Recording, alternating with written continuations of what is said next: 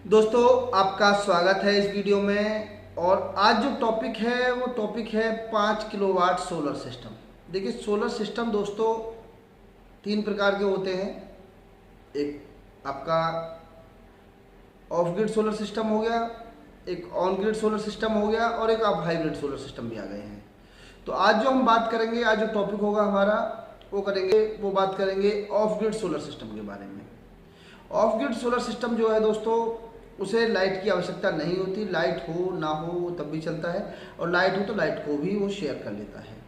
इसमें battery bank होता है, जो बैटरी जब आपका लाइट ना हो, सोलर ना हो, उस समय आप बैटरी यूज कर सकते हैं, जैसे रात के टाइम में। तो ये सोलर सिस्टम 5 किलोवाट तक के इस तरीक़ा के सोलर सिस्टम सबसे ज़्यादा इंडिया में बेचते हैं। तो इस सोलर सिस्टम के बारे में आज मैं आपको कंप्लीटली जानकारी दूंगा। इसकी क्या कॉस्ट है, और अब जैसा आपको पता है कि जीएसटी के कुछ नियम चेंज हो गए हैं, तो उसके आधार पर इसकी क्या कॉस्ट होगी। तो दोस्तों, इस वीडियो में आप अंत तक रहिए। मैं हूं आपका दोस्त विजय यादव, और अगर आपने चैनल को सब्सक्राइब नहीं किया है तो इस चैनल को प्लीज़ सब्सक्राइब कर लें। इस पर मैं सोलर से संबंधित जानकारियाँ देता रहता हूँ, और बेल आइकॉन भी दबा देना, जिससे आने वाली वीडियो की नोटिफिकेशन आपको मिलती रहे टाइम पे। दोस्तों, आते हैं अपने टॉपिक पे। आप लोगों के पास समय बहुत कम होता है, तो मैं प्रयास करता हूँ आसान शब्दों में और कम से कम समय में ज़्यादा से ज़्यादा आपको जानकारी दूँ। आज हम बात कर रहे हैं 5 किलोवाट सोलर सिस्टम के बारे में, 5 केवीए सोलर सिस्टम के बारे में आज हम बात कर रहे हैं दोस्तों।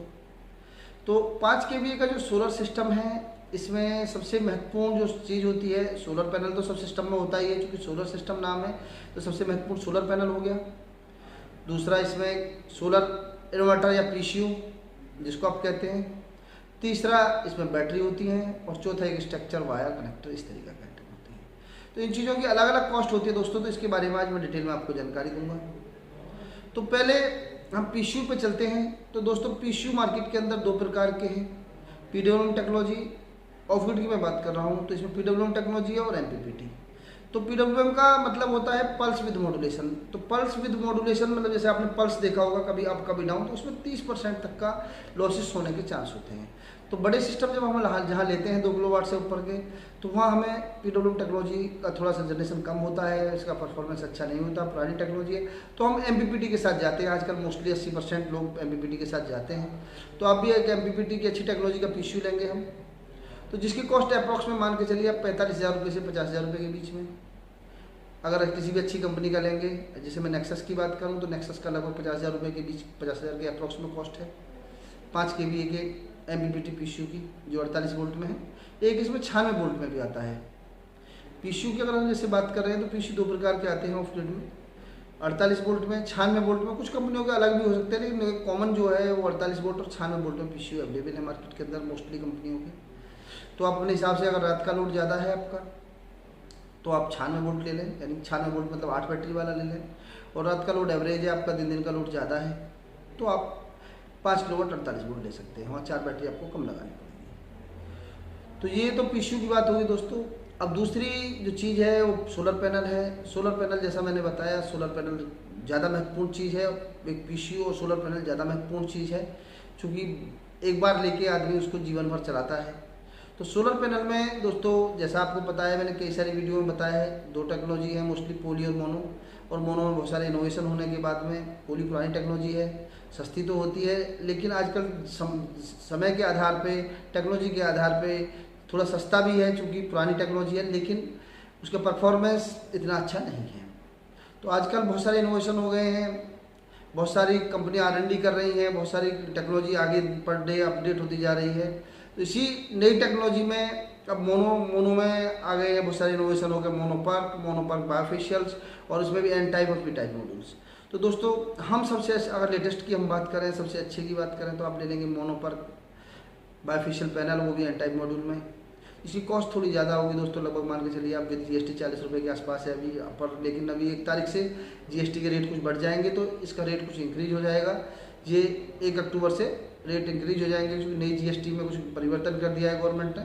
अब जब तक सोलर पैनल पर जो जीएसटी थी, या पूरे एसपीजीएस सोलर सिस्टम पर जो जीएसटी थी, वो 5% थी, लेकिन अब 12% लगा करेगी। तो लगभग 7% कीमतें और बढ़ जाएंगी। यानी कि आप मान लीजिए, अगर आप 3 लाख रुपये का कोई सिस्टम ले रहे हैं, तो आपको 20 से 21 हज़ार रुपये ज़्यादा देने पड़ेंगे 1 तारीख के बाद।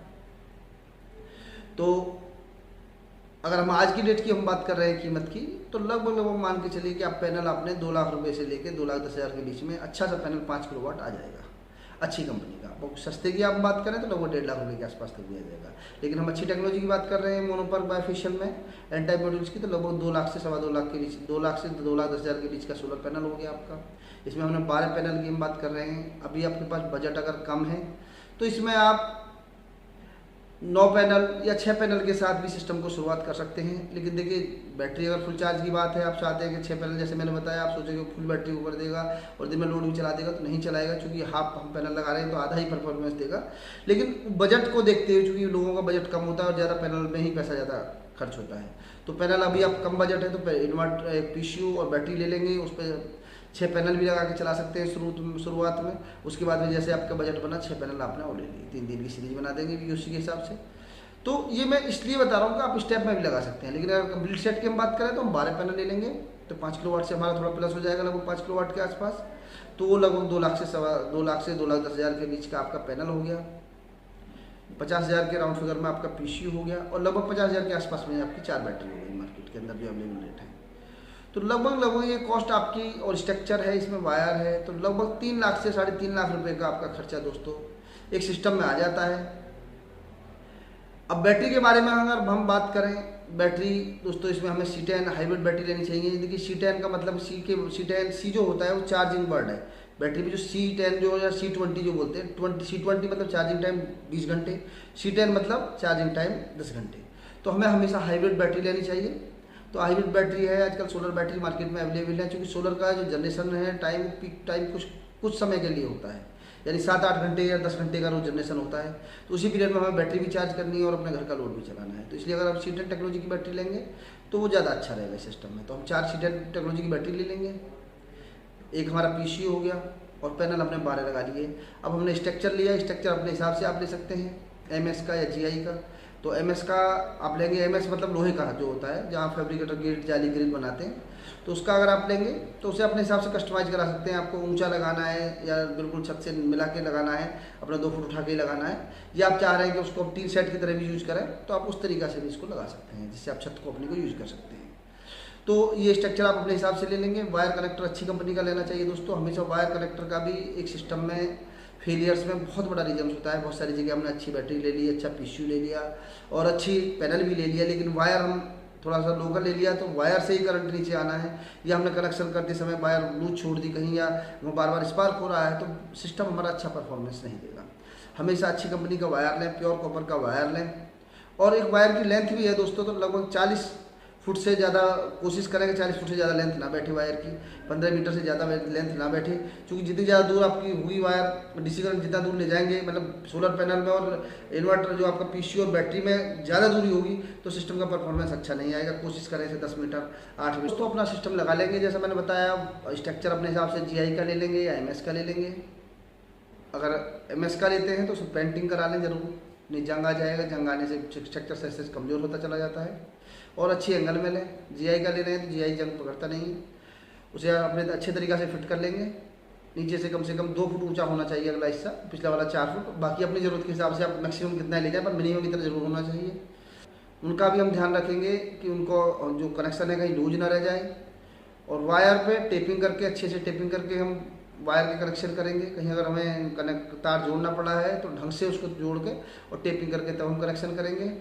और जहाँ हम सोलर PCU या सोलर इन्वर्टर लगा रहे हैं दोस्तों, तो वो जगह हवादार होनी चाहिए, लेकिन वहाँ मॉइस्चर ना आता हो, वहाँ पानी ना आता हो, और वहाँ गंदगी डस्ट ज़्यादा ना हो।